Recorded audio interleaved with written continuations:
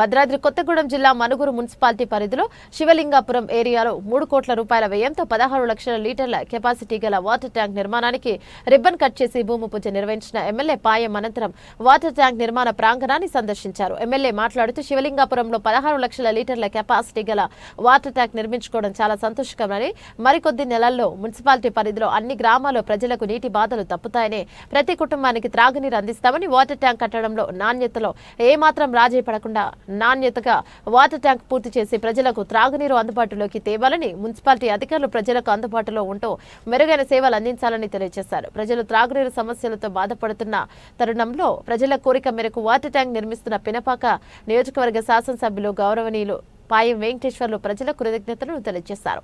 ఈ యొక్క కార్యక్రమానికి Manuguru MRO Raghava Reddy, MPDO Srinivasa Rao, municipal commissioner Prasad, Manuguru మండల కాంగ్రెస్ పార్టీ అధ్యక్షులు పిరినకి నవీన్, టౌన్ అధ్యక్షులు శివ, సైదులు, కాంగ్రెస్ పార్టీ మండల నాయకులు, మహిళలు, కార్యకర్తలు పాల్గొన్నారు.